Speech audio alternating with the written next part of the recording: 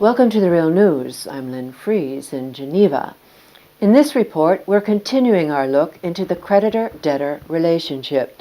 What has or has not been learned from history, specifically German history and the German experience as both a debtor and a creditor nation.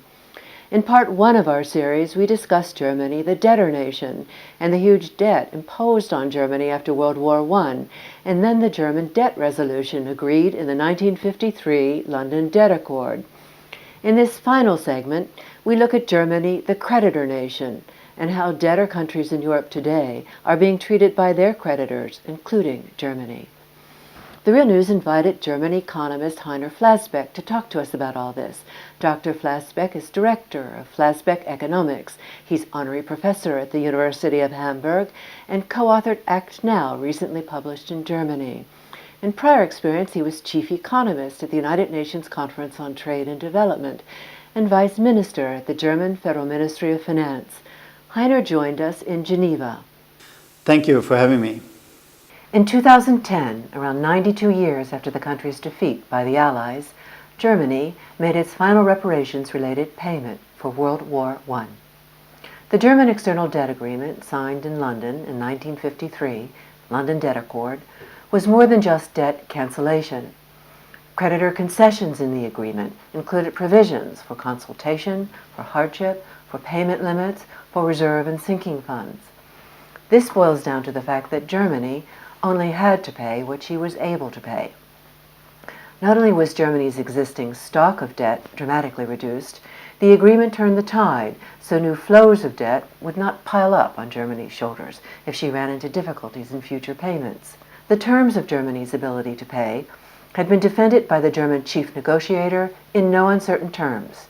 That the German position was understood and provided for by its creditors is evidenced in statements made in the U.S. 83rd Congress in 1953 by then-President Eisenhower and in the report of his Secretary of State, John Foster Dulles. Today in Europe, debtor nations' inability to pay their external debt out of genuine earnings gets little to no creditor consideration. When unable to meet payments, the solution prescribed by creditors is for debtor nations to cut costs, to sell assets, or to take out new loans as their path to improved competitiveness. No provision is made for the hardship this imposes on every man, woman, and child in those debtor nations. No concession is made to limit payments rather than force the debtor country into new loans to prevent payment default. Well, one of the important points that we've been talking about, and that is not really understood, debt cancellation at a certain point of time, is extremely important for the solution of the problem. What has been done now is, so to say, premature debt cancellation in the Greek case. That was not very reasonable because it was not combined with the proactive and pro-growth program.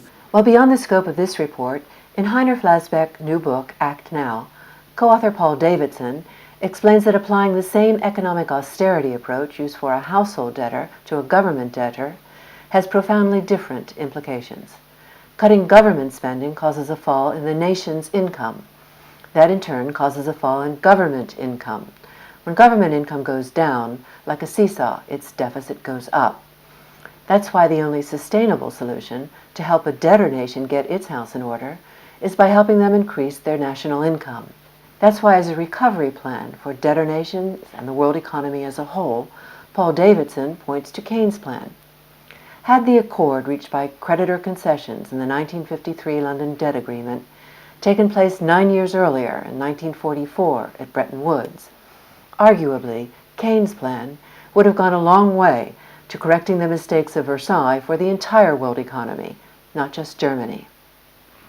With no such mechanism in place, as noted in part one of our series, and no political will for voluntary adjustment on the part of persistent creditors, destabilizing trade imbalances can build up over time between surplus and deficit nations.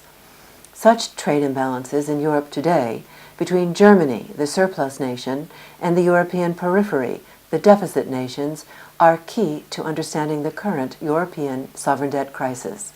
Well, what we have at this moment of time is we have surplus countries where exports are larger than imports, which means that these countries are creditors. They're crediting the amount between exports and imports to the debtor countries, to the countries that have current account deficits.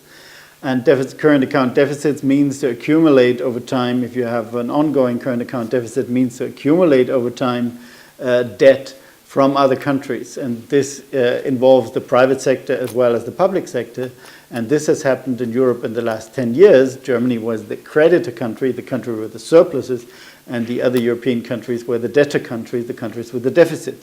The channel through which this happened was wage dumping in Germany. It was improvement of competitiveness from the German side, unfair improvement of competitiveness, one has to say. But the result is the classical, so to say, the classical debtor-creditor relation. In studies of the London Debt Accord, Jubilee Germany explained their view that, quote, the agreement laid the foundation for Germany's export strength, as the country could only service its debts as long as it earned money through foreign trade. Quote, the London Agreement makes a clear connection between debt management and trade policy. It recognizes the economic reality that in the long term, a country can only release itself from and cancel its debt through a trade surplus. The London Agreement leaves us in no doubt that the achievement of such a surplus requires an effort on the part of both debtors and creditors. Creditors must make their contribution so that debtors are able to pay their debt service from a trade surplus in relation to those creditors. Creditors must accept those deficits as concessions consciously made.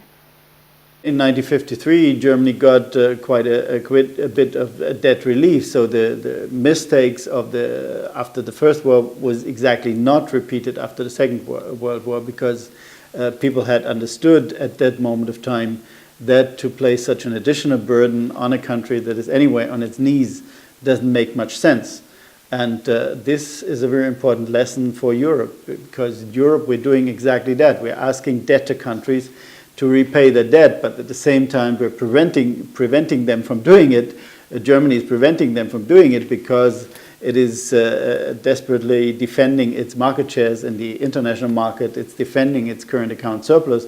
And as long as Germany has a current account surplus, the other countries cannot accumulate surpluses or cannot have surpluses, and they cannot reduce their debt. In Germany, unfortunately, the historical lessons are not even discussed. Nobody knows what happened really to Germany, what happened to the German reparations payments, that they were cancelled, that they were reduced dramatically to a bearable amount.